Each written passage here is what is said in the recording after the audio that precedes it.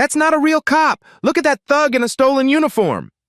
Linda Morrison's voice shattered the morning silence, her phone camera aimed at the elegant backyard wedding below. At the altar, a man in a police dress uniform stood beside his pregnant bride as their young daughter scattered rose petals. Fake badges! Drug dealers playing dress-up! Linda stepped onto her back porch, eyes blazing with hatred. Without warning, she hurled a container of used motor oil over the fence. The black liquid exploded across the white wedding cake, splattering the bride's dress, coating the small girl's flower petals. The child screamed. The bride doubled over, clutching her belly. 200 guests froze in stunned silence. Police sirens wailed closer. Linda smiled as she dialed 911. Armed gang members in fake police uniforms. They're threatening our neighborhood. Send everything. The groom stood motionless at the altar, oil dripping from his uniform, his face a mask of supernatural calm that would have terrified anyone who truly knew what they were looking at. The sirens grew louder. What Linda Morrison didn't know was that she had just called the police on their own chief, and in 30 minutes, she would be begging for forgiveness that would never come. 3 hours earlier, David Washington had stood in his bedroom mirror, adjusting the Medal of Honor beside his wedding boutonniere. The bronze star caught the morning light, the same medal President Biden had placed in his trembling hands 2 years ago when Maria's flag-draped coffin was lowered into Springfield Cemetery. "Daddy, are you ready?" Emma bounced into the room wearing her flower girl dress, her 12-year-old energy infectious despite the weight of the day. Today wasn't just her father's wedding. It was the 2nd anniversary of her mother's death, and somehow, miraculously, it had become a day of healing instead of mourning. Almost, baby girl. David's voice carried the quiet strength that had made him the youngest police chief in Springfield's history at 48. "How's Sarah feeling this morning?" "She's throwing up again, but she says it's happy throwing up because of the baby." Emma giggled, then grew serious as she fingered the small locket around her neck containing her mother's photo. "Daddy, do you think Mommy would be happy today? That you're marrying Sarah?" David knelt to his daughter's level, straightening her flower crown with the same gentle precision he used for everything in their carefully rebuilt life. "I think Mommy would want us to love as big as we can. That's what heroes do. They make room for more love, not less." The morning had started at 6 a.m. with David visiting Maria's grave, as he did every anniversary. He'd placed fresh lilies on her headstone and whispered his vows to her memory, that he would honor her sacrifice by protecting their daughter, by serving their community, and by allowing his heart to heal enough to love again. The cemetery groundskeeper, recognizing him, had simply nodded and walked away, leaving the chief alone with his grief and gratitude. Outside their home at 1247 Maple Street, the first guests were arriving in waves. A sea of dress uniforms represented every branch of service. These were Maria's friends from her military days before she became a police officer, David's colleagues from 3 different departments, the community that had carried them through the darkest 18 months of their lives. Police cruisers parked beside the modest cars of nurses from Springfield General, where Sarah worked the ICU night shift. Veterans who had served with Maria in Afghanistan formed an informal honor guard near the altar, their ribbons and medals catching the morning sunlight. Mrs. Patterson, from 1251 Maple Street, knocked on the back door at 8:30, carrying a casserole that smelled like home. "Chief Washington, we're so happy for you and Sarah. The whole block's been looking forward to this day for months.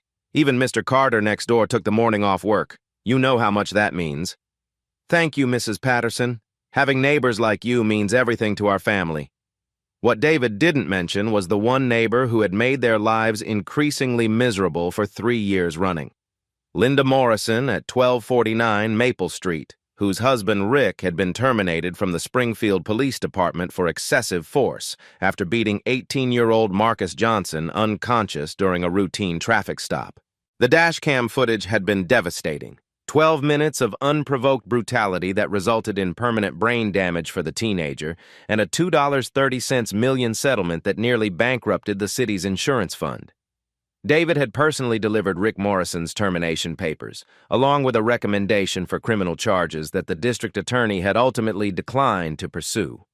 Linda blamed David for destroying a good cop's career and choosing political correctness over officer safety. The harassment had started small and escalated methodically.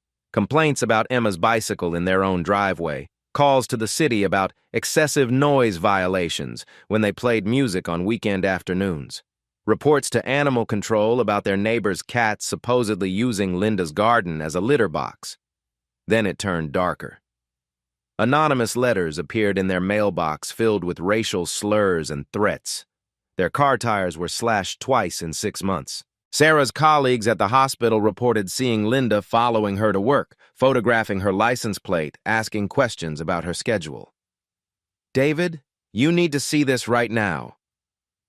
Sarah appeared in the kitchen wearing her wedding dress, holding her phone with shaking hands.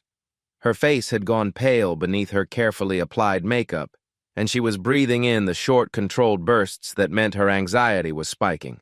The video on her screen showed Linda Morrison's latest post in the Springfield Safety Alert Facebook group, time-stamped just 20 minutes earlier. Urgent. Suspicious activity at 1247 Maple Street. Large gathering of black men in military uniforms claiming to be veterans. Possible gang activity using stolen valor to blend into the neighborhood. Multiple vehicles with out-of-state plates. Children present, possible recruiting operation. Be alert and report anything unusual. The post had already accumulated 17 likes and 23 comments, all from accounts David recognized as Linda's carefully cultivated network of enablers. These were neighbors who had never complained about the weekly barbecues when Officer Martinez hosted his extended family, or the 4th of July parties when the Henderson family filled their backyard with 3 generations of friends and relatives. "She's been planning this for weeks," Sarah whispered, her hand protective over her 6-month belly where their son was growing. "Look at the comments. She's been coaching people on what to say, what to look for. This isn't random hatred, David. This is a coordinated attack on our wedding day." David scrolled through the responses, his jaw tightening as he read variations on the same theme. "Thank you for keeping us safe, Linda. These people don't belong in our neighborhood. Someone should call the police before this gets out of hand. Where are all these cars parked? This looks like a gang meeting." His hand moved instinctively to his badge, then to his service weapon, then to his phone to call his own dispatch and warn them about potential false reports. But Sarah's hand covered his, stopping him. "Don't let her steal this day from us," she said quietly. "We've fought too hard to get here. Emma's so happy, our friends are here, your mother flew in from Detroit. If we start making police calls and warnings, we're letting her win before she's even done anything." David's voice remained calm, but Sarah could see the storm building behind his eyes, the same controlled fury that had made him legendary in interrogation rooms across 3 counties. "She's not going to ruin this day. This is our home, our community, our family. We don't hide our joy because one person chooses hatred over healing." At 10:15 a.m., the backyard had filled with exactly 207 guests. David had counted them from the kitchen window, a habit from his patrol days that never faded. The string quartet Mrs. Patterson had recommended began tuning their instruments as folding chairs arranged in perfect rows faced the altar decorated with white roses and baby's breath. At the center of the display, 2 symbols rested side by side on a small velvet cushion, the platinum wedding ring Sarah had chosen, and the Medal of Honor that represented Maria's ultimate sacrifice for the community they were all now celebrating. The guest list read like a cross-section of American service: police officers and firefighters, nurses and doctors, teachers and social workers, veterans from 4 different wars, and the neighborhood families who had become their chosen family over the past 2 years. Emma had insisted on inviting her entire 7th grade class, and 12 children in their Sunday best added laughter and energy that made the morning feel like pure celebration rather than solemn ceremony. At 10:28 a.m., the processional began. David took his position at the altar, his dress uniform immaculate, his bearing reflecting 26 years of service that had taken him from beat cop to department chief. Emma scattered rose petals with infectious joy, her laughter ringing across the garden as she waved at friends and family. At 10:31 a.m., Sarah appeared at the garden gate, 6 months pregnant and radiant in her simple but elegant dress, her bouquet trembling slightly in her hands as she prepared to walk toward the future they had built together from the ashes of loss. That's when Linda Morrison's voice cut through their sacred moment like a poison blade, shattering the peace with words designed to humiliate and destroy. By 10:33 a.m., their wedding cake lay in ruins. Sarah's dress was stained with motor oil, Emma was crying in terror, and police sirens were growing louder by the second as multiple units responded to reports of an armed gang gathering. The first police cruiser turned onto Maple Street with lights flashing, followed by two more units. Officer Martinez, 28 and 18 months out of the academy, listened as dispatch crackled. Unit 247 respond to 1247 Maple Street. Reports of suspicious gathering, possible gang activity, subjects in military uniforms, weapons may be present, approach with extreme caution. Officer Johnson stepped out of the second cruiser, hand resting on his weapon. The elegant wedding reception confused him. This looked expensive, legitimate, but dispatch had classified this as priority based on multiple corroborating reports. "Officers, thank God you're here!"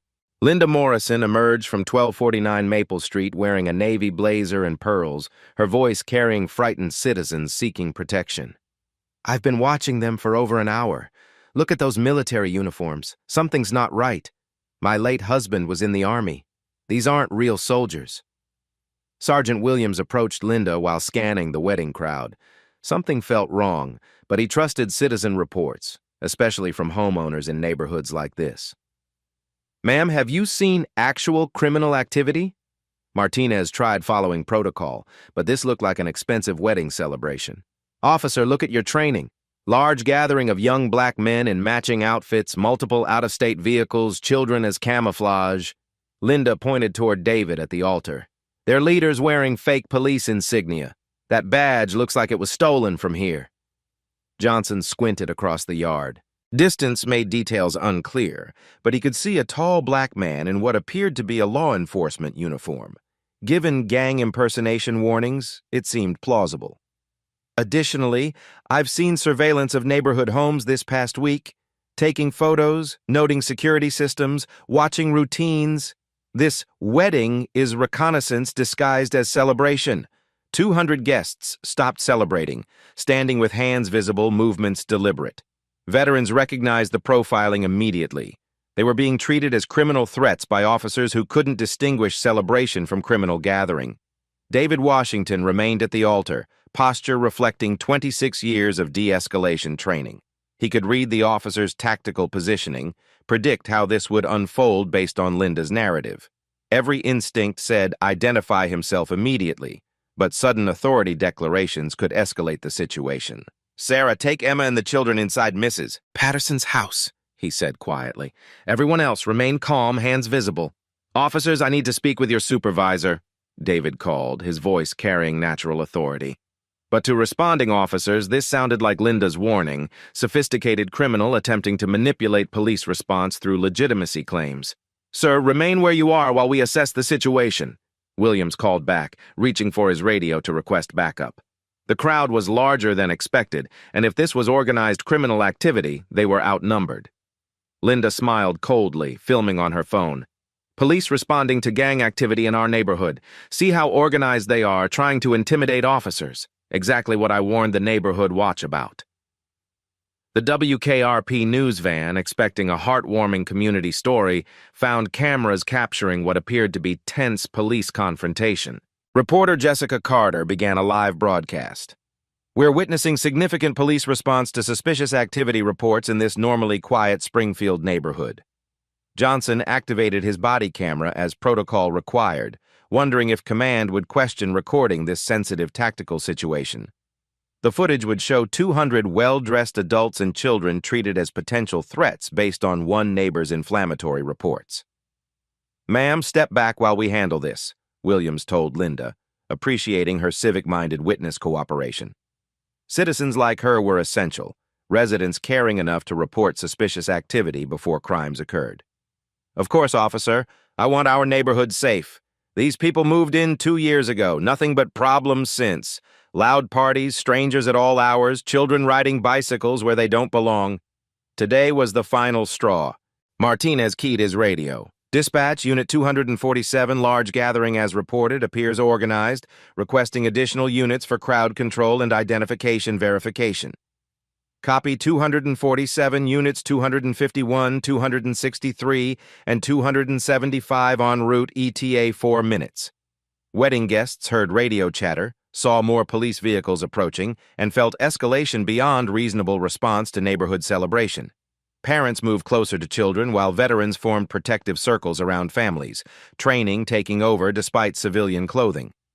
David Washington stood motionless at the altar, his community's celebration transformed into a criminal investigation by one woman's hatred disguised as civic duty.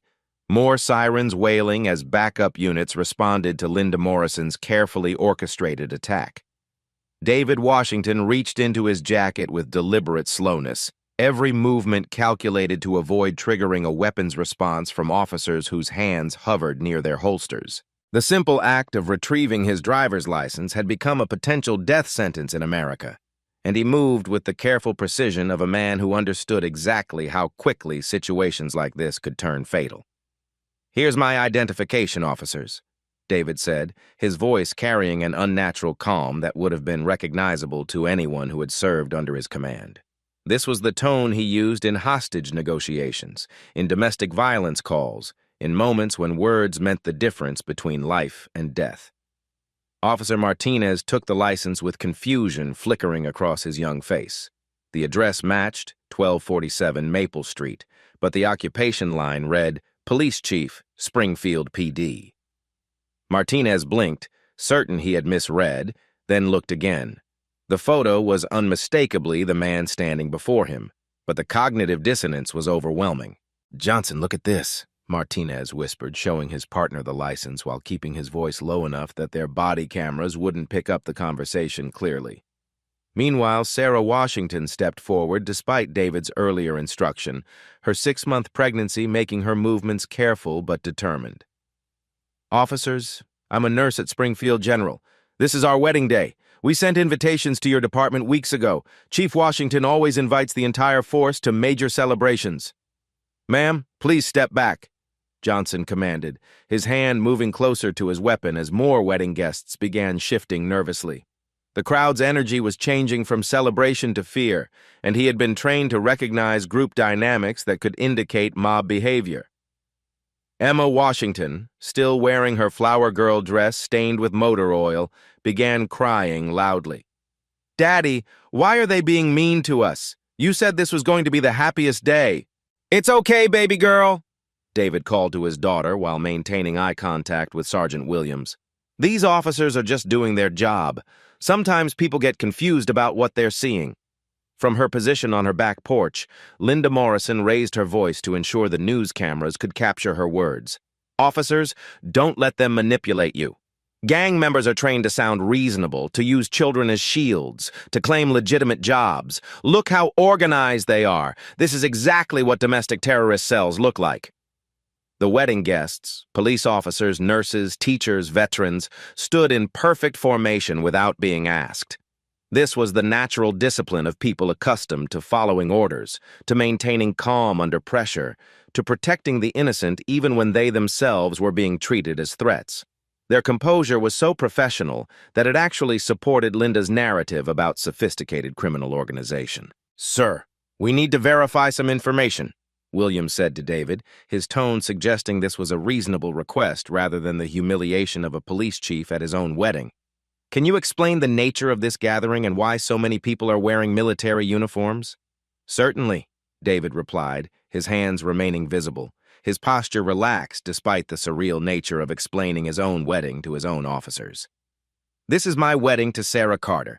Many of our guests are veterans and active-duty service members. We're celebrating the formation of a new family." "And you work in law enforcement?" Williams was reading the license Martinez had handed him, his confusion growing rather than resolving. "I do." "What department?" David's pause lasted exactly 3 seconds, long enough for Williams to notice, short enough to avoid seeming evasive. "Springfield Police Department. What's your rank?" Another 3-second pause. "Chief." The word hung in the air like a thunderclap, but Williams's training kicked in before recognition could fully register. Criminals claimed to be police officers constantly. Gang members impersonated federal agents. Domestic terrorists posed as military personnel. The fact that this man was calm, articulate, and claiming authority actually fit the profile of sophisticated criminal organization leadership. "Sir, do you have police identification with you?" David's hand moved slowly toward his jacket again, but this time he paused. "Officer, I want you to look very carefully at my uniform. Look at the decorations, the badge placement, the insignia. Does anything seem inconsistent to you?" Martinez squinted across the yard, trying to see details that distance and stress made difficult to distinguish. There was something official-looking about the man's bearing, something familiar about his uniform configuration, but adrenaline and confusion clouded his judgment. "We need to see official identification, sir." "Of course." David reached into his inner jacket pocket with exaggerated slowness, his movements visible to all four responding officers and the news cameras that continued filming. His fingers found his badge wallet, the leather worn smooth from 26 years of daily carry. As he began to withdraw the badge, Emma's crying intensified. "Daddy, I'm scared! Why won't they listen to you? Tell them who you are!" "Everything's going to be fine, sweetheart. Sometimes adults need to check things twice to make sure everyone stays safe." Linda Morrison sensed her moment slipping away and doubled down on her performance. "Officers, you can see how they're manipulating this situation, using that child as an emotional weapon, claiming to be police, trying to confuse you with fake credentials. This is exactly the kind of psychological warfare these groups use." The news reporter had stopped trying to make sense of the situation and was simply broadcasting the confusion. What we're witnessing appears to be a complex investigation involving claims and counterclaims about the identity of individuals at what was reported as a suspicious gathering. Sergeant Williams keyed his radio. "Dispatch, we need a supervisor and additional backup units. We have conflicting information about subject identity and need command-level verification." "Copy, Unit 247. Chief Washington is en route to your location." The radio response created a moment of absolute silence. Every officer present heard the name. Every wedding guest heard the name. Linda Morrison heard the name and felt the first cold finger of doubt touch her heart. David Washington's hand remained frozen halfway to his badge wallet as the impossible truth began to dawn on everyone present.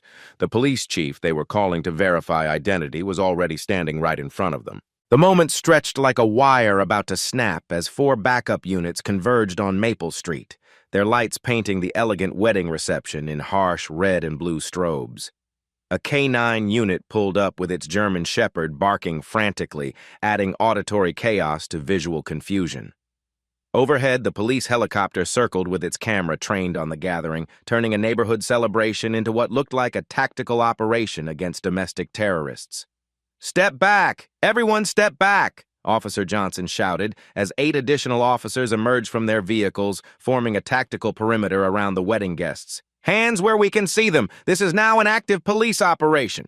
200 people, nurses, teachers, veterans, children, raised their hands in unison, their Sunday finest making the scene even more surreal.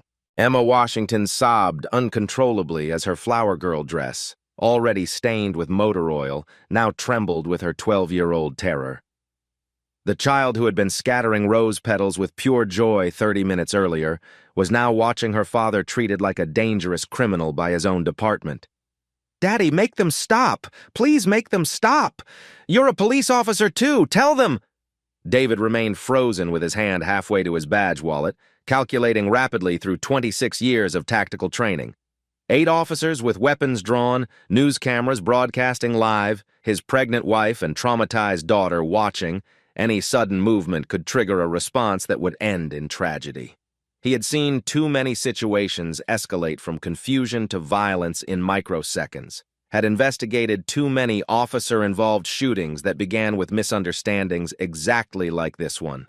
This is Jessica Carter reporting live for WKRP News as Springfield police execute what appears to be a major coordinated operation, the reporter broadcast, her voice tight with the excitement of breaking news that could define her career. "We count at least 12 units responding to reports of suspicious activity in this normally quiet, upscale neighborhood. The scope of this response suggests authorities are taking these reports of potential gang activity very seriously indeed." Linda Morrison had positioned herself perfectly within the camera frame, her performance reaching its crescendo as she realized the magnitude of media attention her carefully orchestrated plan had generated. National news trucks were already en route based on social media posts about the helicopter and tactical response. "Officers, please be extremely careful. I've been watching these individuals pass weapons and packages between themselves throughout the morning. That man claiming to be a police officer, he has something concealed in his jacket right now. Don't let him reach for whatever he's hiding." The news helicopter's spotlight swept across the gathering like a prison searchlight, its harsh white beam illuminating faces frozen in disbelief and terror. Children clung to their parents while veterans stood in perfect formation, their military training overriding their civilian status even as they were being treated as enemy combatants in their own neighborhood by officers they had served alongside for years. Mrs. Patterson from 1251 Maple Street watched from her window in horror, recognizing the grotesque transformation of her neighbor's wedding day into a public spectacle of racial profiling. She had baked a cake for this celebration, had looked forward to welcoming Sarah officially into their community, and had never imagined that Linda Morrison's hatred could weaponize the entire police department. Sergeant Williams, overwhelmed by the escalating situation and the conflicting radio traffic about Chief Washington en route, made the decision that would haunt his career for the rest of his professional life and define his legacy in the worst possible way. "Sir, remove your hand from your jacket immediately and place both hands behind your back. Do it now." "Officer Williams, I need you to listen very carefully to what I'm about to tell you before this situation. Hands behind your back, now! Do not reach for anything." The command echoed across the wedding reception like a gunshot, causing several children to scream in terror and elderly guests to step backward in fear. David slowly complied, his movements deliberate and non-threatening, every gesture designed to de-escalate a situation that was spiraling beyond anyone's control or comprehension. The sight of their police chief being ordered to surrender at his own wedding sent ripples of shock through every veteran and off-duty officer in attendance, but their discipline held absolutely. They knew that any movement, any protest, any attempt to intervene would be interpreted as coordinated resistance that could justify the use of lethal force against an entire community celebration. "Sarah, get inside right now," David called to his pregnant wife, who stood clutching her bouquet with tears streaming down her face, her wedding dress stained with motor oil and her carefully applied makeup ruined by shock and terror. "Take Emma and get inside Mrs. Patterson's house immediately. Do not argue with me about this." "I'm not leaving you." Sarah's voice broke completely as she watched the father of her unborn child being humiliated on live television by his own department, by officers he had trained and promoted and trusted with his family's safety. "These are your officers, David. Just tell them who you are. Show them your badge." "Ma'am, you need to move away from the suspect immediately," Johnson ordered, his weapon still drawn as he approached the couple with backup officers flanking him in tactical formation. "Everyone needs to disperse this gathering right now. This is an active police investigation into reported criminal activity." "The suspect is my husband. This is our wedding day. You're arresting the police chief." The absurdity of the statement hung in the air like toxic smoke. A pregnant bride in a stained wedding dress explaining to armed police officers that they were arresting the groom at his own wedding ceremony. But Johnson's academy training had prepared him for exactly these kinds of psychological manipulation tactics used by sophisticated criminal organizations to confuse and misdirect law enforcement response. Officer Martinez, still holding David's driver's license in his trembling hands, felt his world tilting dangerously as the pieces refused to fit together in any logical pattern. The license clearly identified this man as Police Chief David Washington, but the situation made absolutely no sense within any framework of reality he understood. Chiefs didn't get arrested at weddings. Responsible citizens didn't call 911 on police leadership. Gang members didn't host elegant receptions with children and elderly guests and string quartets. Something was fundamentally, catastrophically wrong, but protocol demanded he follow his sergeant's commands without question or hesitation. "Turn around, sir. Place your hands behind your back for handcuffing." David complied with supernatural calm, his voice carrying across the yard with the authority that had made him legendary in crisis negotiations and hostage situations throughout 3 counties. Officers, before you proceed with this action, I want you to understand that everything happening here is being recorded by multiple sources and broadcast live. I want you to be absolutely certain of your actions and their long-term consequences for your careers and this department. He's threatening them! Linda shrieked from her porch, her phone still recording every moment for what she planned to edit into vindication of her neighborhood watch vigilance and proof of her civic responsibility. See how he's trying to intimidate police officers by talking about recordings and consequences? This is exactly the kind of sophisticated psychological warfare I warned you about. The wedding guests watched in absolute horror as their celebration transformed into a nightmare of racial profiling and institutional failure broadcast to the world. Parents covered their children's eyes while veterans fought every trained instinct to intervene, knowing that their movement could be interpreted as coordinated resistance by overwhelmed officers operating under false information. Emma's sobs grew louder and more desperate as she watched her father, the man who had read her bedtime stories every night since her mother's death, who had taught her to ride a bicycle in this same backyard, who had held her through nightmares and promised her they would heal together as a family, being treated like a dangerous criminal by the very people he had trained and commanded and trusted with their community's safety. Please don't hurt my daddy. He protects everybody. He helps people. He's not bad. The handcuffs were halfway to David's wrists, metal gleaming in the helicopter spotlight, when Martinez finally really looked at the uniform before him with the trained eye of a police officer rather than the panic of an overwhelmed rookie. The badge was perfectly positioned according to department regulations. The insignia was an authentic regulation issue, not costume jewelry. The ribbons represented actual commendations Martinez had personally witnessed being presented at department ceremonies. And suddenly, with devastating clarity that hit him like a physical blow to the chest, he recognized the face he had seen in departmental briefings, at award ceremonies, in newspaper photographs when the chief had been honored for community service excellence. This wasn't a gang leader impersonating police authority.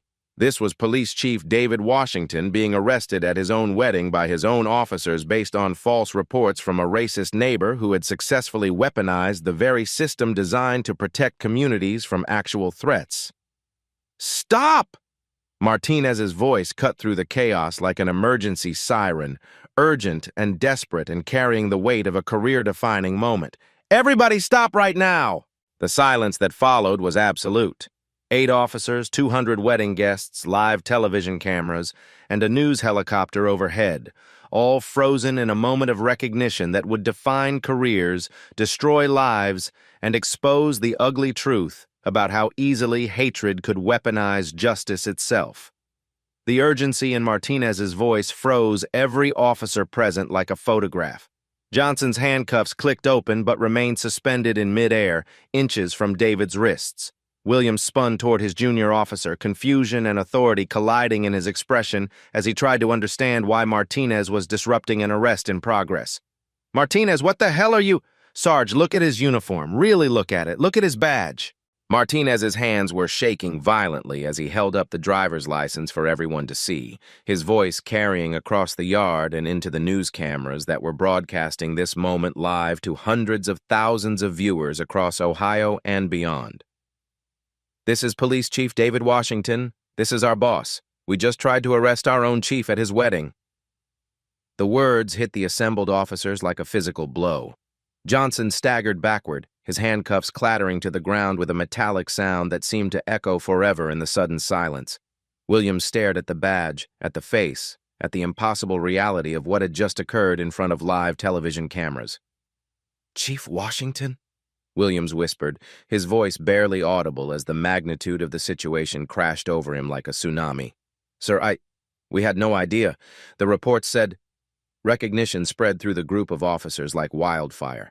The rookie who had been ready to handcuff his commander, the sergeant who had ordered the chief to surrender, the backup units who had surrounded David's wedding guests with weapons drawn. Each face registered the same expression of dawning horror as they realized they had just humiliated their own leader based on false reports. David Washington straightened his oil-stained uniform and turned to face his officers with the dignity that had defined his 26 years of service.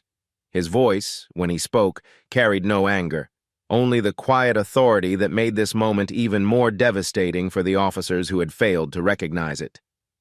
At ease, officers. You responded to a call. You followed protocol based on the information you received. But the officers couldn't process the grace being offered to them. They had just treated their chief like a criminal suspect at his own wedding, in front of his pregnant wife, his traumatized daughter, and live television cameras that had broadcast their failure to the world. One by one, they began to salute. Williams first, his hand trembling as it moved to his forehead. Then Johnson, his face pale with shock and shame. Martinez, still holding the license that had saved them all from an even worse catastrophe. The backup officers still confused but following their sergeant's lead. 8 police officers standing at attention, saluting their chief at his destroyed wedding, while news cameras captured every moment of their recognition and remorse. "Oh my God," Jessica Carter whispered into her microphone, finally understanding what she was witnessing. "Ladies and gentlemen, we are watching Springfield police officers saluting the man they just attempted to arrest. It appears that Police Chief David Washington was responding to reports about his own wedding celebration." The wedding guests slowly lowered their hands as the truth spread through the crowd. These weren't gang members being investigated. They were watching their police chief being vindicated after public humiliation. The veterans among them began to stand straighter, their own military bearing responding to the surreal scene of law enforcement recognizing their leader. Linda Morrison watched from her porch as her carefully orchestrated plan exploded into the worst possible outcome. The police weren't arresting dangerous criminals. They were saluting their own commander. The man she had called a thug and fake cop was actually the head of the entire Springfield Police Department. "This can't be happening," she whispered, her phone still recording but her hands beginning to shake. "This can't be real." Emma Washington wiped tears from her eyes as she watched the police officers showing respect to her father. "Daddy, why are they doing that thing with their hands?" "They're saluting, sweetheart. It's how police officers show respect to their commander." "Are you their commander?" "Yes, baby girl, I am." Sarah Washington stood beside her husband, her wedding dress stained with motor oil, but her chin held high as she watched justice finally assert itself. The officers who had threatened to arrest her husband were now standing at attention, acknowledging his authority and their mistake. The news helicopter circled overhead, its camera capturing the moment that would become historic footage. 8 police officers saluting their chief at his wedding while their racist neighbor watched her world collapse from her back porch. Williams approached David with visible shame, his voice cracking as he tried to find words for the unprecedented situation. "Chief, I don't know how to apologize for this. The reports we received, the caller was so convincing we never thought to verify." "Sergeant Williams, you and your officers will report to my office Monday morning for a full debrief of this incident. Right now, I want you to secure this scene and ensure my family's safety while we process what just happened." "Yes, sir. Absolutely, sir." The transformation was complete. In the span of 30 seconds, a criminal investigation had become a department salute. A gang leader had revealed himself as the police chief. A wedding day disaster had become a moment of institutional reckoning that would be studied in police academies for generations. But David Washington wasn't finished. He looked directly into the news cameras, knowing that his words would be broadcast across the nation, understanding that this moment carried implications far beyond his personal humiliation. "What you just witnessed is how easily false reports can weaponize law enforcement against innocent people. My officers responded appropriately to the information they received, but we must all ask ourselves how this situation was allowed to develop and what it reveals about the systems we use to protect our communities." Linda Morrison realized with growing horror that the entire world had just watched her call the police on their own chief, and the reckoning was about to begin. Within 17 minutes of Martinez's recognition, the first video clip appeared on Twitter. A wedding guest had uploaded 30 seconds of footage showing police officers saluting the man they had just attempted to arrest, with the caption, "Police called on black wedding, turns out the groom is their chief." The video exploded across social media platforms like digital wildfire. Retweets, shares, and comments flooded in from across America as people watched the surreal moment of institutional failure and recognition. By the time David Washington had finished speaking to the news cameras, the hashtag #WeddingWhileBlack was trending nationally alongside #PoliceChiefProiled and #SpringfieldShame. Holy shit, did you see this? Became the most common comment across platforms as millions of Americans watched Springfield police officers salute their own commander after treating him like a criminal suspect based on a neighbor's racist reports. The video accumulated 847,000 views in the first hour alone, with shares increasing exponentially as news outlets began covering the story. Celebrity athlete Marcus Johnson, who had 4.2 million Twitter followers, posted the video with explosive commentary. This is America in 2025. Black police chief gets profiled at his own wedding by his own officers. If this can happen to a police chief, what happens to the rest of us? Where is the accountability? Where is the justice? The response was immediate and overwhelming. Within 90 minutes, the video had been viewed 2.3 million times across all platforms. National news networks began interrupting regular programming to cover the developing story. Politicians started crafting statements that would define their positions on police reform and racial justice. Late-night talk show hosts began writing material that would define the news cycle for weeks. International media picked up the story as another chapter in America's ongoing racial reckoning. Actress Regina King posted the footage with tears-streaming emojis.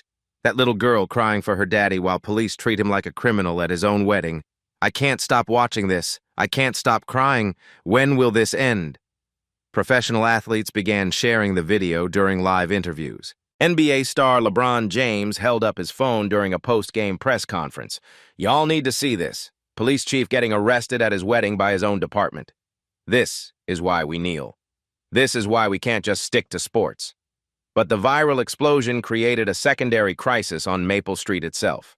Linda Morrison's house at 1249 was surrounded by angry protesters who had driven to Springfield after seeing the footage online. Cars circled the block while people with smartphones filmed her property, documenting the home of the woman who had called 911 on a police chief's wedding. "Racist neighbor! Racist neighbor!" the crowd chanted, their voices carrying across the destroyed wedding reception where David's family was still processing their trauma inside Mrs. Patterson's house. "Justice for Chief Washington! Arrest Linda Morrison!" Linda peered through her blinds at the growing crowd of 50-plus protesters, her earlier confidence replaced by genuine terror. Her phone buzzed constantly with notifications. Angry voicemails from unknown numbers, threatening text messages, social media tags identifying her as the woman who weaponized 911 against black love. Her Facebook account had been flooded with thousands of angry comments and shares that crashed the app on her phone. The comments sections across platforms became digital battlegrounds reflecting America's racial divide with predictable partisan splits that revealed the deep fractures in American society. Finally, someone willing to report suspicious activity. This woman was protecting her neighborhood. What if they really had been gang members? Better safe than sorry. Are you seriously defending this racist? She called the police on a wedding with children, elderly people, and a pregnant bride wearing a white dress. How was she supposed to know he was actually the police chief? Gang members wear fake uniforms all the time to blend into communities and avoid detection. Or maybe, just maybe, she called the police because the groom was black. Period. Stop making excuses for obvious documented racism on live television. This is why we need strong neighborhood watch programs. Citizens have to protect themselves when police can't be everywhere at once. This is why we need police reform now. Look how easily false reports can destroy innocent people's lives and traumatize children. The viral storm intensified exponentially when body camera footage from Officer Martinez began circulating on news networks and social media platforms, showing the entire encounter from the police perspective. Viewers could see David's supernatural calm under pressure, could hear Linda's increasingly inflammatory accusations from her porch, and could watch the precise moment of recognition that transformed the scene from criminal investigation to departmental embarrassment. Cable news networks picked up the story with their predictable partisan frameworks that reflected America's political divisions. Fox News ran segments questioning whether Linda Morrison's reports were reasonable given gang activity patterns in urban areas, bringing on former police officers to defend neighborhood watch vigilance. CNN focused exclusively on the systemic racism that allowed false reports to trigger massive police responses against innocent families. MSNBC brought on civil rights experts to discuss the broader implications of weaponizing emergency services against people of color. This case perfectly illustrates how implicit bias and neighborhood racism can hijack law enforcement resources, Dr. Angela Davis told MSNBC viewers during a primetime segment that drew 2.1 million viewers. Even when the victim is literally the chief of police, the person with ultimate authority over these officers, the system still treats him as a threat based on one woman's prejudiced assumptions and inflammatory language designed to trigger aggressive police response. But the most emotionally devastating footage came from 12-year-old Emma Washington. Someone had captured the child's terrified sobs as she begged officers not to hurt her father, her flower girl dress stained with motor oil, her face streaked with tears and mascara that had run during her breakdown. The image of a traumatized child crying while police prepared to handcuff her father at his wedding became the emotional center of the national conversation and the focal point of viral sharing. "This is what racism does to families," posted Senator Elizabeth Warren with 47,000 retweets and 156,000 likes. "It traumatizes children. It destroys sacred moments. It weaponizes the very systems meant to protect us. This little girl will remember this day forever, and that trauma is unforgivable." International media began covering the story as another example of American racial tensions and police dysfunction that reinforced global perceptions of American society. BBC News ran a segment titled "Wedding Day Horror: How False Reports Nearly Destroyed Police Chief's Celebration." Al Jazeera interviewed European experts on American policing practices for a documentary-style analysis. Deutsche Welle produced a comprehensive piece about the incident for German television that aired across Europe. The Springfield Police Department's phone lines crashed completely from the volume of media requests and public inquiries that overwhelmed their outdated communication system. Mayor Patricia Collins announced an emergency press conference for the following morning, while city council members demanded immediate investigations into how false reports could trigger such massive tactical responses with helicopters, K-9 units, and 8-officer deployments. But Linda Morrison faced more immediate and personal consequences that would reshape her entire existence. Her employer, Springfield Insurance Services, received over 400 angry calls from customers threatening to cancel their policies if she remained employed. Her supervisor called her at home. "Linda, you're suspended pending investigation. Don't come to work Monday." Her personal information, address, phone number, employment details, had been widely shared online despite platform policies against doxing. The protesters outside her house were live streaming their demonstrations on Instagram and TikTok, creating real-time documentation of community anger that reached millions of viewers worldwide. "I've lived here 20 years!" she shouted at the protesters from her upstairs window, her voice breaking with stress and fear as news cameras captured her desperate defense. "I was protecting my neighborhood! How was I supposed to know he was really police? They looked suspicious. Anyone would have called." The crowd's response was immediate and harsh, amplified by megaphones and social media live streams. "You called them thugs. You said they were fake soldiers. You threw garbage at a pregnant bride. You destroyed a family's wedding day with your racism." Tyler Morrison, Linda's 16-year-old son, watched the chaos from his bedroom window with growing shame and horror that would define his remaining high school years. His friends were texting him screenshots of the viral videos, asking if that was really his mother screaming racist accusations at a police chief's wedding. Several had already unfriended him on social media platforms. The humiliation of being associated with America's newest symbol of neighborhood racism was overwhelming for a teenager trying to navigate high school social dynamics. His girlfriend texted, "Tyler, is that really your mom in the video? Everyone's talking about it. I don't know what to say to people." Meanwhile, other victims of Linda's years-long harassment campaign began coming forward with their own documentation and evidence. The Morrison family's regular delivery drivers posted their own videos on TikTok describing years of hostile treatment, racial slurs, and false accusations that had made their jobs miserable. UPS driver Malcolm Jenkins posted a 3-minute video that went viral. "This woman has been harassing me for 2 years, calling my supervisor saying I was casing houses, making me feel unsafe just for doing my job."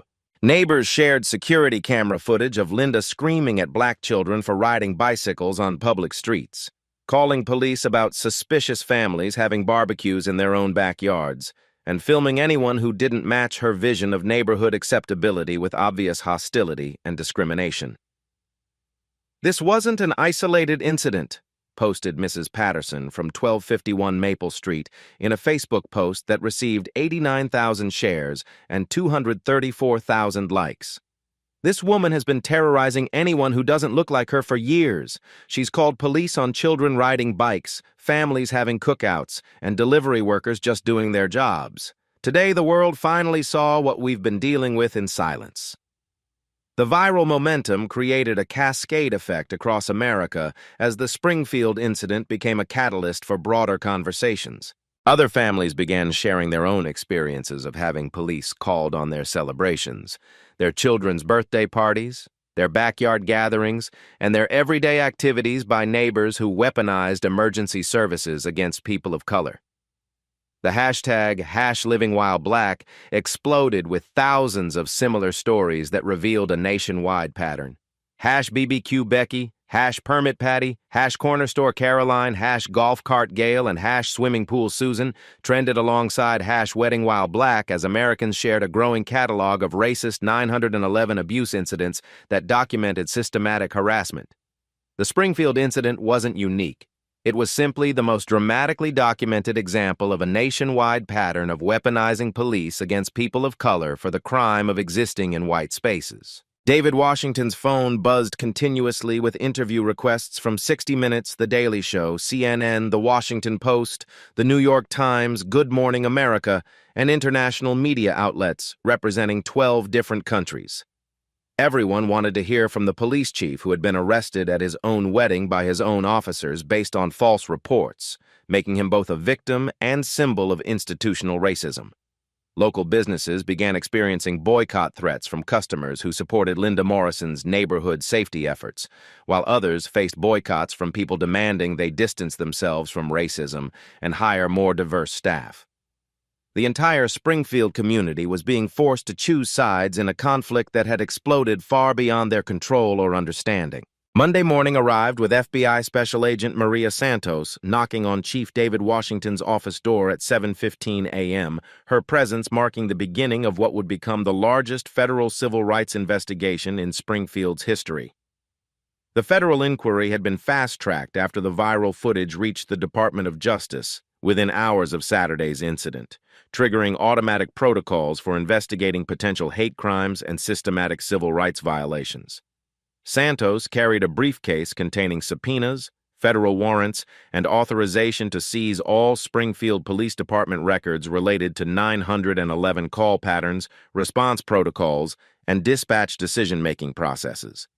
Her team of 12 federal investigators had already established a command center in the Springfield Federal Building, working around the clock since Sunday morning to analyze what initial evidence suggested was far more than an isolated incident of racist harassment. Chief Washington, I'm here to investigate potential civil rights violations stemming from Saturday's incident. We need full access to dispatch records, response protocols, and all communications related to the Morrison address and surrounding neighborhood. This has been classified as a priority federal investigation. David had spent the weekend in what felt like an alternate reality, consoling his traumatized daughter and pregnant wife while fielding calls from national media outlets, international news services, and civil rights organizations. Emma hadn't slept through the night since watching her father nearly arrested at his own wedding, waking up screaming from nightmares about police taking her daddy away. Sarah was experiencing stress-related pregnancy complications that required continuous medical monitoring and threatened the health of their unborn child. Agent Santos, you'll have complete cooperation from my department. But I need to recuse myself from any investigation involving my own case. Deputy Chief Martinez will coordinate with your team to ensure full transparency and objectivity. Actually, sir, your participation is essential. We need to understand how this pattern of harassment was allowed to continue for 3 years without intervention or recognition. Your perspective as both victim and department head is crucial to our investigation. Santos opened her laptop and displayed a preliminary data analysis that would reshape everything they thought they knew about Linda Morrison's campaign against David's family and other minority residents. The numbers were staggering in their scope and revealed systematic abuse that went far beyond anything the local department had recognized or documented. Our initial review of Springfield's 911 records shows Linda Morrison has made 47 calls in the past 36 months. Of these calls, 44 involve people of color as either subjects or supposed victims. Only 3 resulted in legitimate police action that justified the emergency response. The average response time to her calls was 8.3 minutes, significantly faster than the department average of 12.7 minutes for similar non-emergency situations. David stared at the numbers displayed on Santos's screen, feeling physically sick as he realized how thoroughly Linda had manipulated his own department's resources and protocols. 47 calls in 3 years? We knew she was problematic and filed complaints occasionally, but this suggests systematic abuse of emergency services on an industrial scale. It gets significantly worse, Chief. We've identified a network of coordinated callers working with Morrison, Mrs. Helen Crawford at 1253 Maple Street, Robert Carter at 1245 Oak Street, and Patricia Williams at 891 Elm Avenue have made a combined 73 additional calls in the same time period, with 89% specifically targeting minority residents or activities. Agent Santos clicked to the next screen, revealing call transcripts that documented calculated racism disguised as civic responsibility and community safety concerns. The language patterns were remarkably consistent across multiple callers, all using identical phrases and terminology designed to trigger the most aggressive possible police responses while maintaining plausible deniability about racial motivations. They've been systematically coached on specific terminology that maximizes law enforcement response. Suspicious gathering, possible gang activity, children at risk, weapons may be present.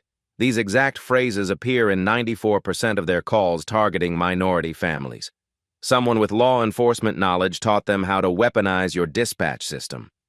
Deputy Chief Martinez, who had been promoted after his crucial recognition of David on Saturday, reviewed the transcripts with growing horror and professional shame. These aren't random complaints from concerned citizens. This is organized harassment using law enforcement as a weapon of intimidation. We've been manipulated into becoming tools of racial oppression. The investigation expanded dramatically when FBI analysts discovered that Rick Morrison, Linda's terminated husband, had been conducting what he called tactical awareness training for neighborhood groups since his firing 18 months earlier. Security footage from the Springfield Community Center showed Rick conducting monthly meetings with 15 to 20 residents, teaching them how to identify supposed threats and communicate with police in ways that guaranteed aggressive responses. Your former officer has been running what amounts to racial profiling workshops, Santos explained, pulling up additional surveillance footage, teaching citizens how to use specific language and scenarios that guarantee aggressive police response against minorities. We have audio recordings of these training sessions that are deeply disturbing. The recordings were chilling, Rick Morrison's voice explaining to neighborhood residents, "You can't just say you don't like black people. That's illegal discrimination. But if you report suspicious behavior and possible criminal activity, police have to respond aggressively. Use words like gang, weapons, children in danger. These trigger maximum response." David's phone buzzed insistently with a call from Mayor Patricia Collins, her voice tight with political panic. "Chief, we have a major crisis developing. Channel 7 is running interviews with more families who say Morrison has been harassing them for years. The Gibson family from Oak Street, the Rodriguez children who can't ride bikes without police being called, even old Mr. Patel from the corner store who says she's been reporting him for suspicious activity every time he walks to work. How did we miss this systematic pattern?" "Because we were looking at individual incidents instead of systematic targeting," David replied. the full weight of institutional failure settling on his shoulders like a crushing burden. Linda Morrison and her network turned our entire dispatch system into a weapon against minorities, and we unknowingly provided them with the ammunition and authority to terrorize our own community. Agent Santos pulled up additional data that painted an even darker picture of systematic surveillance and harassment. Chief, we've also discovered that Morrison was documenting her targets with scientific precision. Her personal computer contains detailed spreadsheets tracking minority families in a 6-block radius. Names, addresses, vehicles, work schedules, children's school information, daily routines. She was conducting professional-level surveillance operations. The files were chilling in their clinical detail and obsessive documentation. Linda had recorded the exact times David's family left for work each morning, Emma's school schedule including after-school activities, Sarah's hospital shift patterns, even their grocery shopping routines and weekend activities. She had photographed their visitors and documented license plates of anyone who came to their house. For 3 years, she had been building comprehensive case files against their very existence in her neighborhood. This goes far beyond simple harassment into felony stalking territory, Martinez observed, his voice reflecting both professional outrage and personal guilt. She was planning something much bigger than just disrupting a wedding. This was systematic preparation for a major operation. The investigation took an even more disturbing turn when Agent Santos conducted extensive interviews with Tyler Morrison, Linda's 16-year-old son. The teenager had been struggling with overwhelming shame since his mother's viral infamy and was desperately ready to tell the truth about what he had witnessed and been forced to participate in at home. "She made me help her with everything," Tyler admitted, tears streaming down his face as he sat in the FBI field office with his court-appointed guardian, his mother having been deemed an unfit parent. "Mom would make me watch the neighbors constantly and report back on their activities. She said we were protecting the neighborhood from what she called invasion and infiltration." Tyler's testimony revealed the full extent of Linda's obsession and the systematic nature of her surveillance operations. She had trained him to photograph visitors, memorize license plates, document delivery schedules, and report on any activity at minority households. She had shown him police training videos and explained how to describe situations to guarantee maximum law enforcement response while avoiding accusations of racial bias. She practiced her 911 calls out loud like an actress rehearsing lines. She would create different scenarios and teach me exactly what words to use if I ever needed to call police on suspicious people. She said black people in nice neighborhoods were always criminals pretending to belong, and it was our job to expose them. The teenager's revelations led to the discovery of Linda's extensive digital surveillance collection, over 12,000 photographs and videos documenting her neighbors' daily activities over 3 years. Her computer contained folders meticulously organized by race and family name, with detailed notes about routines, vulnerabilities, and what she termed exploitation opportunities. Agent Santos shared this evidence with David in a secured conference room, and his legendary composure finally cracked completely as he realized the full scope of the 3-year surveillance campaign against his family. "She was hunting us. For 3 years, she was systematically hunting my family and every minority resident in our neighborhood like we were enemy targets in a war zone. Chief, there's significantly more that you need to understand. We found evidence that Morrison was networking with similar groups in 17 other cities across 6 states. She was part of an organized online community sharing tactics for using police as weapons against integration and minority advancement. Your wedding incident was specifically intended to be a model case study for other concerned citizens." The federal investigation expanded beyond Springfield as FBI analysts identified similar systematic harassment patterns in 12 other cities, revealing a coordinated movement teaching white residents how to weaponize emergency services against minorities moving into traditionally white neighborhoods. The network included former police officers, retired military personnel, and community leaders who had developed sophisticated strategies for legal harassment. Dr. Jennifer Hayes, a federal expert on organized hate crimes and domestic terrorism, was brought in to analyze the psychological and social patterns underlying the harassment network. What we're seeing here is sophisticated domestic terrorism disguised as legitimate neighborhood watch activity. These groups are using law enforcement to systematically traumatize and displace minority families through coordinated psychological warfare. Her analysis revealed disturbing data about the effectiveness of these tactics. In neighborhoods where systematic 911 harassment was employed, minority families moved away at rates 340% higher than statistical baseline. Children in targeted families missed school more frequently due to stress-related illnesses. Adults changed jobs to avoid neighborhoods where they had been systematically targeted. Morrison wasn't just harassing your family, Chief. She was implementing a carefully designed strategy intended to ethnically cleanse your neighborhood through police intimidation and community pressure. And the strategy was working effectively until the wedding incident accidentally exposed the entire operation. The psychological impact assessment was devastating. FBI interviews with targeted families revealed that children had developed anxiety disorders, adults suffered from depression and hypervigilance, and several families had considered relocating despite significant financial hardships. The systematic harassment had achieved its intended goal of making minorities feel unwelcome and unsafe in their own neighborhood. Mayor Collins called another emergency press conference after reviewing the preliminary FBI findings, her political career effectively ending as she acknowledged institutional failure. The evidence shows that our police department was unknowingly weaponized against minority residents through systematic manipulation. We failed our community by not recognizing this coordinated pattern of abuse. The political implications were immediate and devastating for Springfield's leadership. City council members faced demands for mass resignations. Community leaders called for federal oversight of the police department. The Springfield NAACP announced plans for a comprehensive civil rights lawsuit, seeking damages for every family targeted by Morrison's harassment network. But perhaps the most heartbreaking revelation came when Agent Santos conducted gentle interviews with 12-year-old Emma Washington about her experiences growing up under systematic surveillance and harassment. The child's testimony described 3 years of psychological warfare that had fundamentally shaped her understanding of her place in the world.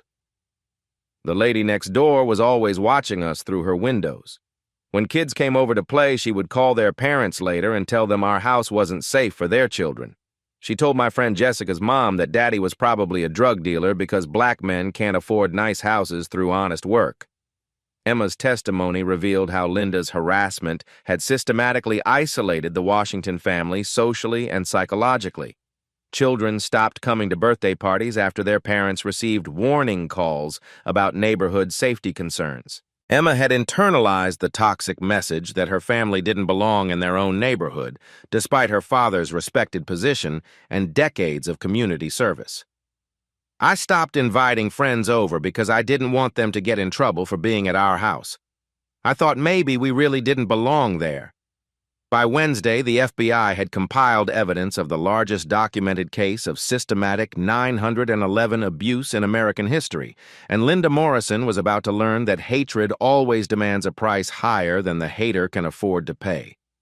Thursday morning brought an avalanche of courage as Springfield residents who had been silenced by fear and intimidation for years began stepping forward with evidence that would transform the FBI investigation from a single incident into a federal racketeering case. The breakthrough came when Mrs. Eleanor Gibson, an elderly black woman from Oak Street, walked into the FBI field office carrying 3 years of meticulously documented harassment evidence in 2 large banker's boxes.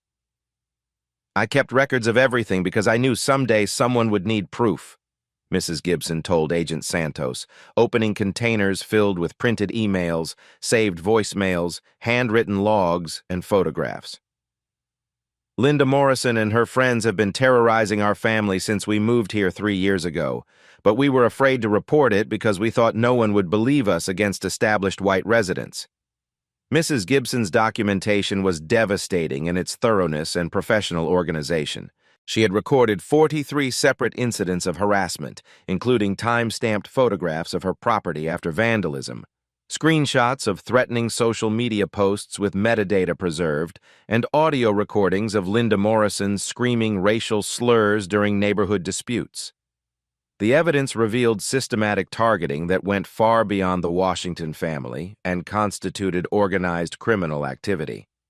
She called the police on my grandson Marcus for riding his bicycle on the public sidewalk, told the 911 dispatcher he was casing houses for future robbery attempts. He was 8 years old, Agent Santos. 8 years old and riding his bike to his friend's house 3 blocks away. The officers who responded were embarrassed, but they still had to file a report. The elderly woman's voice shook with 3 years of suppressed rage and terror as she described the psychological toll on her entire extended family. Her grandson had stopped playing outside after repeated police visits that traumatized him. Her daughter had seriously considered moving back to their old neighborhood in Cleveland despite the significant financial sacrifices required. The family had been living under siege without any community support or institutional protection. Agent Santos realized they were witnessing something unprecedented in her 15 years of federal law enforcement. Victims finding the courage to speak truth to power because one family's public vindication had shown them they weren't isolated targets. The Bureau's Victim Assistance Coordinator began fielding calls from families across Springfield and 3 neighboring counties who had experienced similar systematic harassment but had never reported it due to fear and hopelessness. By noon Thursday, 17 families had come forward with comprehensive evidence of coordinated targeting by Linda Morrison's network spanning multiple years and jurisdictions. The Rodriguez family from Elm Street brought security camera footage showing Linda and her associates conducting surveillance of their home during quinceañera celebrations, family barbecues, and children's birthday parties. The Patel family presented 3 years of fake complaints filed with city services about their lawn care business and corner store operations. They called health inspectors weekly, building code enforcers monthly, even immigration authorities claiming we were operating illegal businesses, explained Ravi Patel, whose family had owned their corner store for 15 years and employed 12 local residents. Every time our business started thriving and expanding, they found new ways to create problems through official government channels. We lost 3 major contracts because of their false reports. The pattern was sophisticated, intentional, and demonstrated remarkable coordination across multiple institutional systems. Morrison's network had successfully weaponized every civic institution against minority families, not just police departments, but also code enforcement agencies, health departments, school administrative offices, municipal licensing services, and even federal immigration authorities. They had transformed legitimate government oversight mechanisms into precision instruments of racial harassment and economic warfare.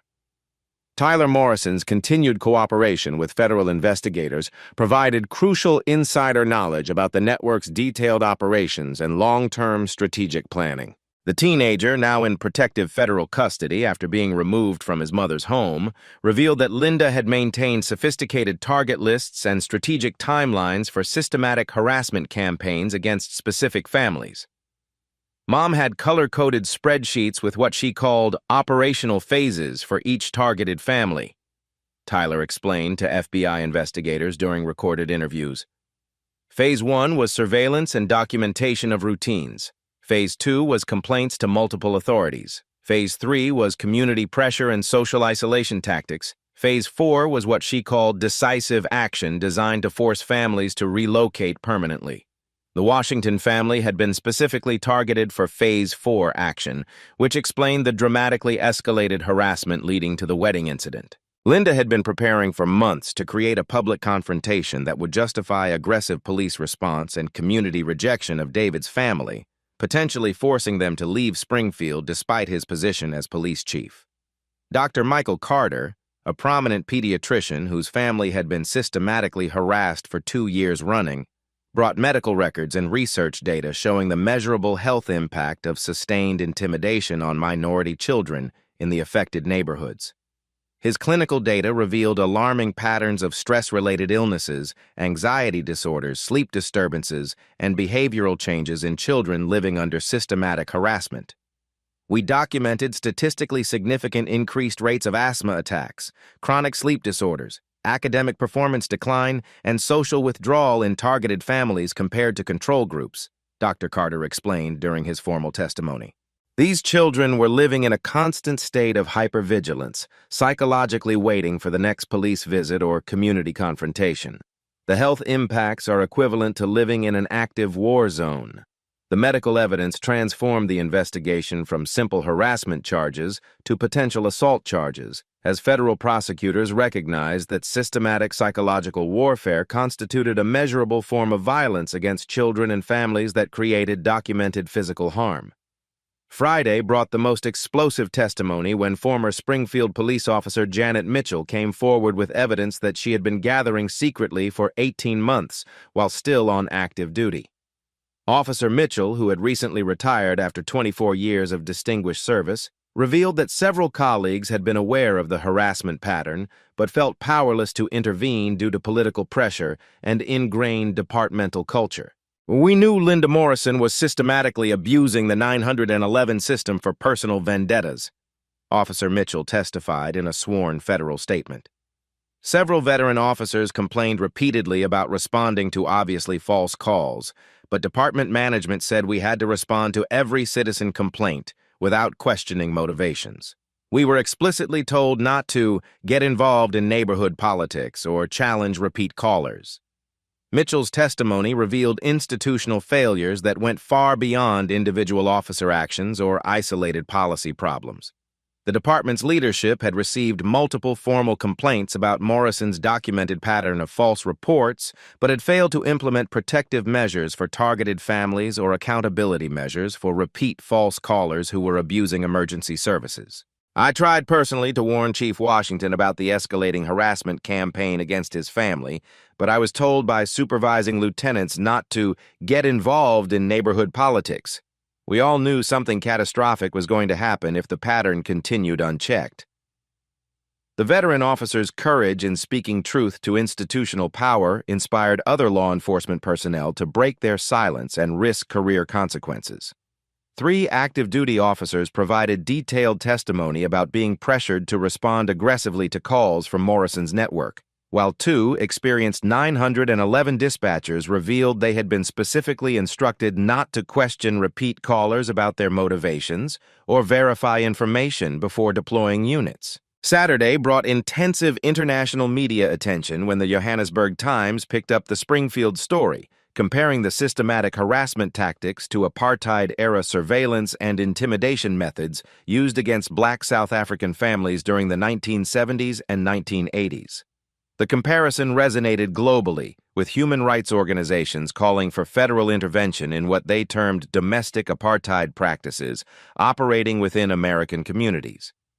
The breakthrough investigative moment came when FBI cyber analysts finally cracked Linda Morrison's encrypted communications with similar harassment networks operating in other states.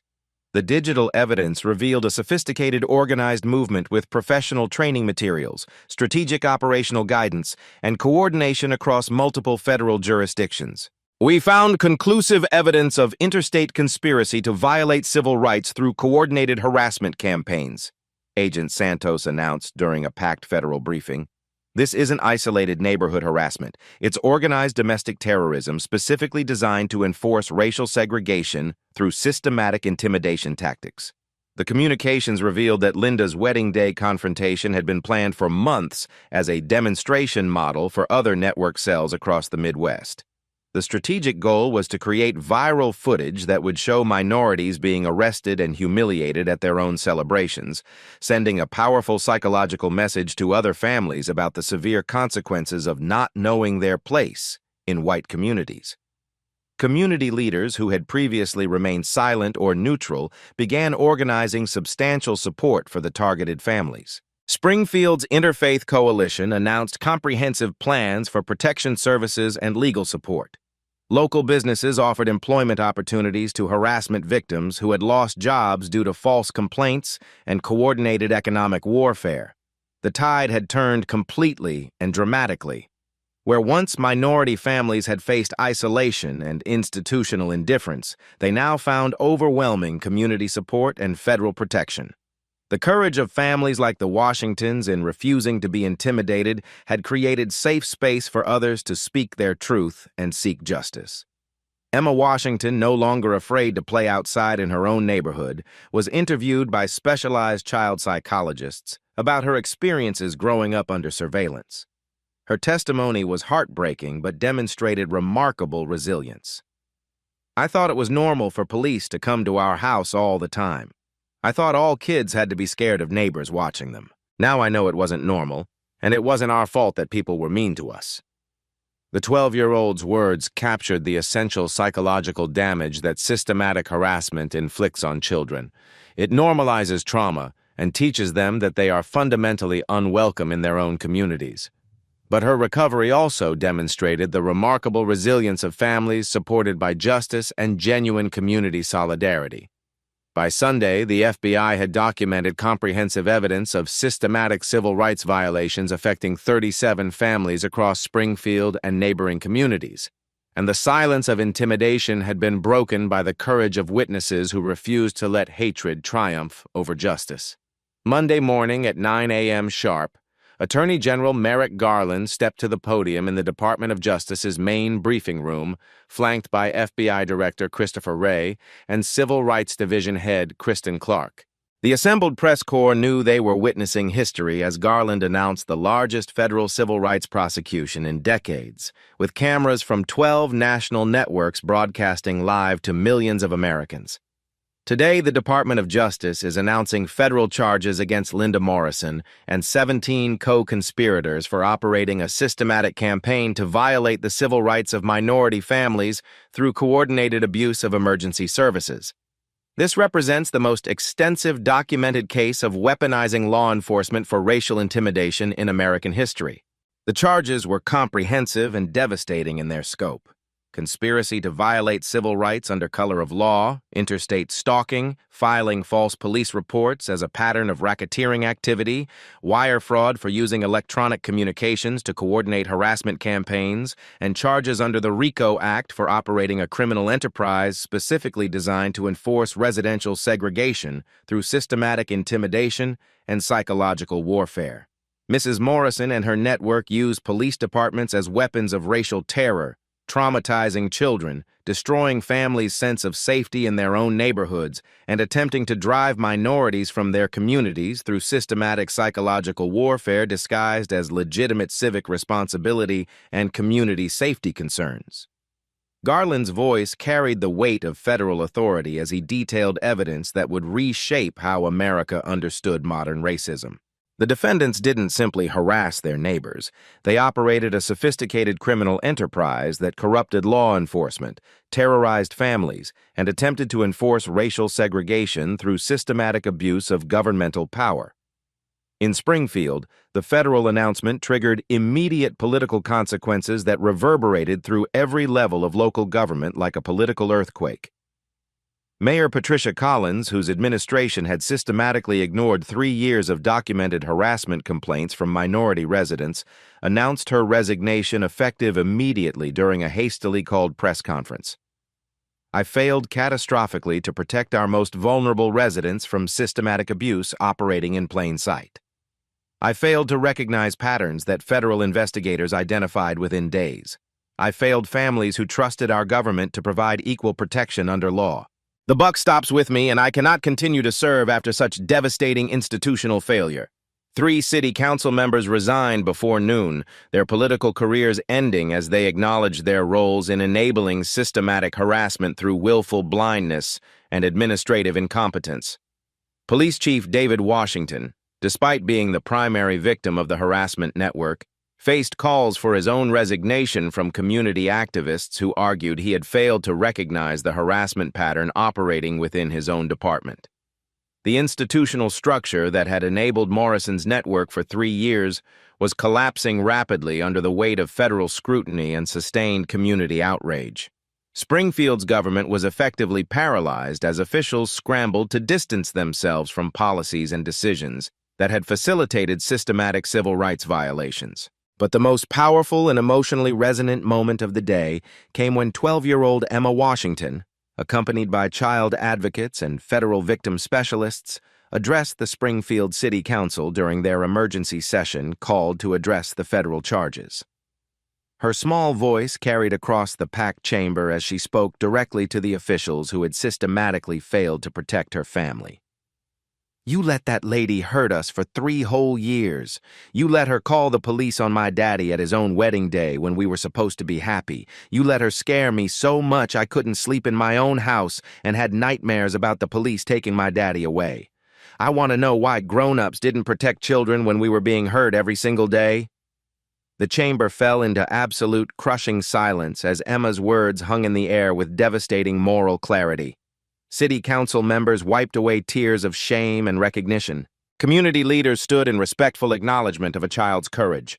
News cameras captured every moment of a 12-year-old demanding accountability from the adults who had systematically failed her and her family. "My daddy protects everybody in this city, even people who hate him and call him terrible names. But nobody protected us when we needed protection. I don't want other kids to be scared like I was scared every day. You have to do better, and you have to promise to keep kids safe." The 12-year-old's extraordinary courage in speaking truth to institutional power became the emotional centerpiece of the national conversation about systematic racism and governmental accountability. Her testimony was shared millions of times across social media platforms, with commentators noting the profound moral failure when it takes a child to articulate the ethical shortcomings that adults had rationalized and systematically ignored. Sarah Washington, now 7 months pregnant and showing visible signs of stress-related pregnancy complications that threatened both her health and her unborn child, also addressed the council with quiet dignity that carried tremendous emotional weight. "My son will be born into a community that allowed systematic harassment of his family for years. That trauma affected my pregnancy and endangered his life before he was even born. I want to know what concrete guarantees we have that other children won't face the same terror that has defined my daughter's childhood." Her words carried particular moral authority, as federal medical experts had documented that the sustained stress of systematic harassment had caused measurable complications threatening both mother and child.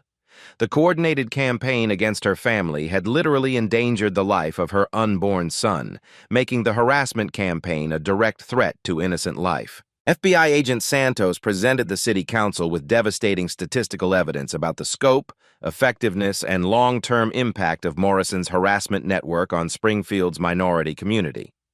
In the 3-year period of documented systematic harassment, minority family retention in targeted neighborhoods dropped by 67% compared to baseline retention rates.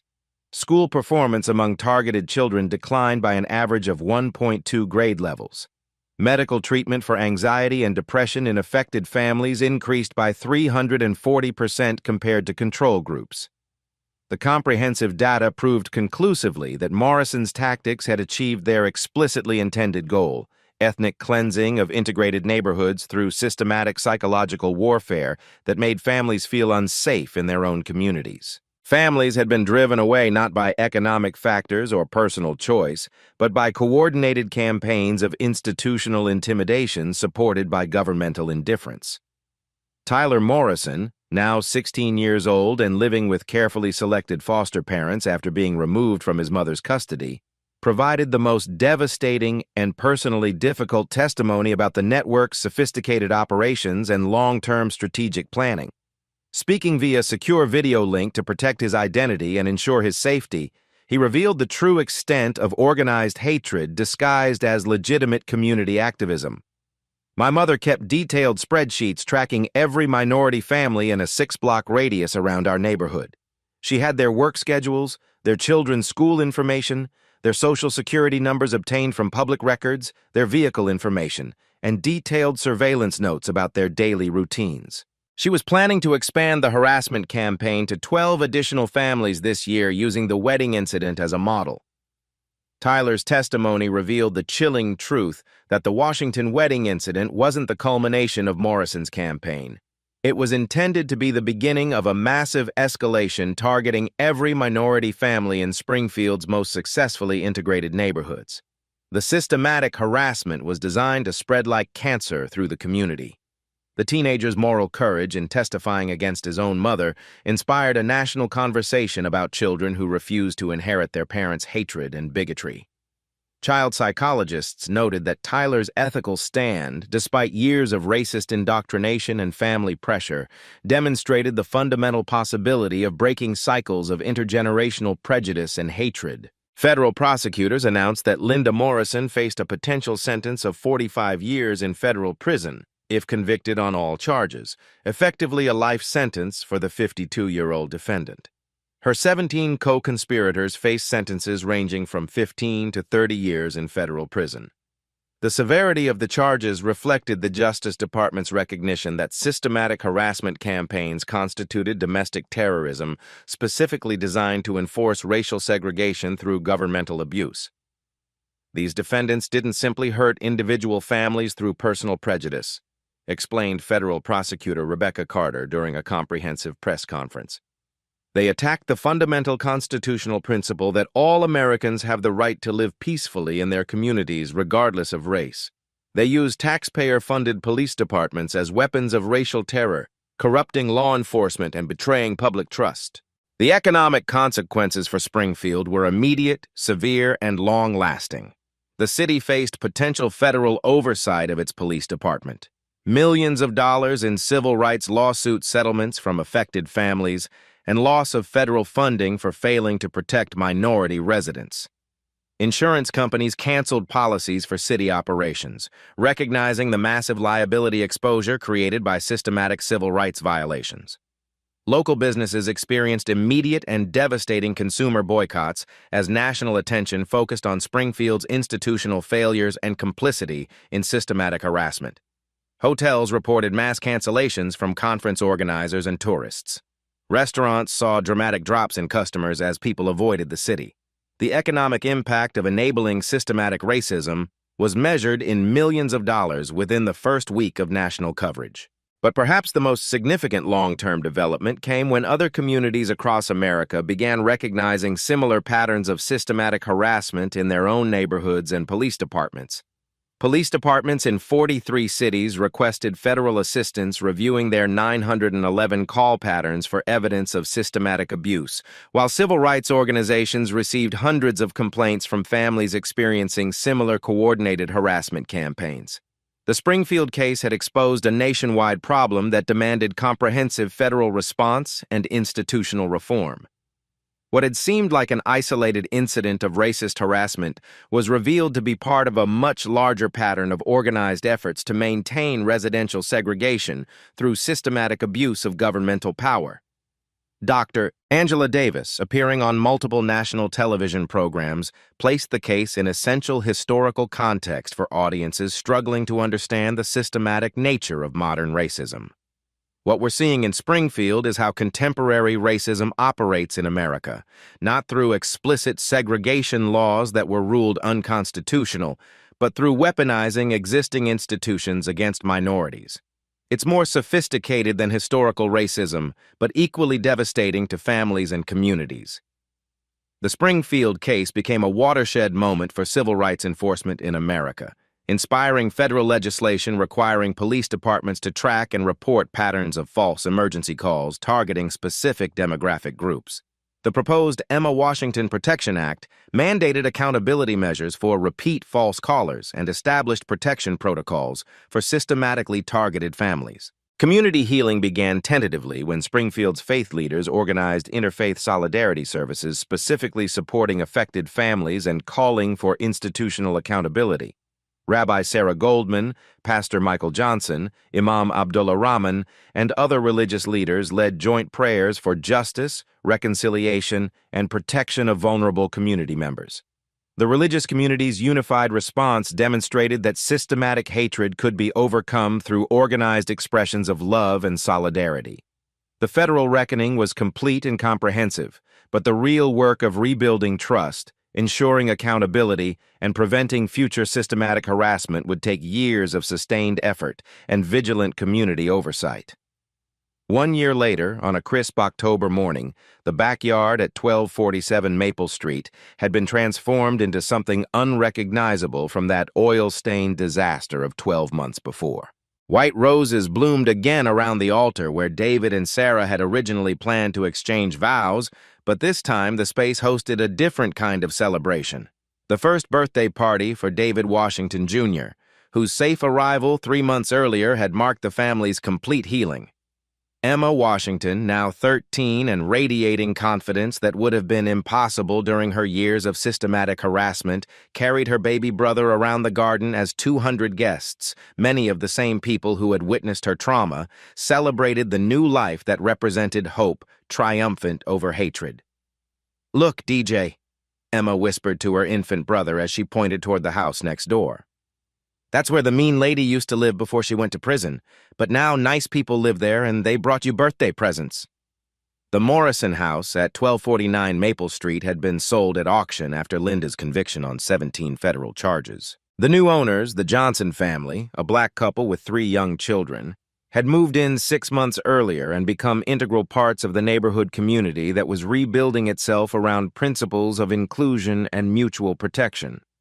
Linda Morrison herself was beginning year 2 of a 27-year federal prison sentence, having accepted a plea agreement that spared her co-conspirators from maximum penalties in exchange for her cooperation in exposing similar harassment networks operating in other states. Her husband, Rick, had received 15 years for conspiracy charges. Their network of 17 co-conspirators had been systematically prosecuted, with sentences ranging from probation to 12 years in federal prison. Tyler Morrison, now 17 and thriving as a high school senior, attended the birthday party as a guest of honor, representing the possibility of redemption and moral growth. The teenager who had once been trained to spy on minority families was now president of his school's Racial Justice Club and had received early admission to Howard University, where he planned to study civil rights law. "Mrs. Washington, thank you for inviting me," Tyler said to Sarah as he handed her a carefully wrapped gift for baby David. "I know it might seem strange having me here, but your family's courage changed my entire life. You showed me that hatred doesn't have to be inherited." Sarah embraced the young man whose testimony had been crucial in convicting his mother's network. "Tyler, you're always welcome in our home. You chose justice over family loyalty, and that kind of moral courage should be celebrated and supported." The transformation of Springfield itself had been remarkable and swift. Mayor Patricia Collins's resignation had triggered special elections that brought the most diverse city government in Springfield's history, led by Mayor Elena Rodriguez, a Latina civil rights attorney who had run on a platform of institutional reform and community healing. The Springfield Police Department operated under federal oversight with Deputy Chief Martinez, promoted after his crucial recognition of David during the wedding incident, leading comprehensive reforms. New protocols required automatic review of repeat emergency callers, cultural competency training for all officers, and community liaison programs that rebuilt trust between law enforcement and minority residents. "Chief Washington, how does it feel to be back in your own backyard without fear?" asked Jessica Carter, the WKRP reporter, whose coverage had helped expose the systematic harassment network. She was attending the party as a friend rather than journalist. Her Peabody Award for Excellence in Journalism displayed proudly in her office for the Springfield investigation. David, holding his infant son while watching Emma play with neighborhood children who now felt safe visiting their home, considered the question carefully. "It feels like America is living up to its promises. It feels like justice working the way it's supposed to work, slowly, but ultimately protecting the innocent and holding hatred accountable." The federal legislation inspired by their case, officially titled the David and Emma Washington Civil Rights Protection Act, had been signed into law 6 months earlier, creating national standards for identifying and preventing systematic harassment campaigns. The law required police departments to track patterns of false reports and provided federal protection for families targeted by coordinated intimidation campaigns. FBI statistics showed that systematic 911 abuse targeting minorities had dropped by 73% nationally since the Springfield convictions, as potential harassers recognized that their tactics could result in federal terrorism charges rather than community support. The Washington case had fundamentally changed how America understood and responded to modern racism disguised as civic responsibility. Mrs. Patterson from 1251 Maple Street, now 83, and moving slowly but still determined to attend every Washington family celebration, brought a photo album she had compiled documenting the neighborhood's transformation. "Look at these pictures, Emma," See how many children are playing outside now? See how many families of all colors feel safe having barbecues and celebrations? The album showed a neighborhood that had become a model of integration and mutual support.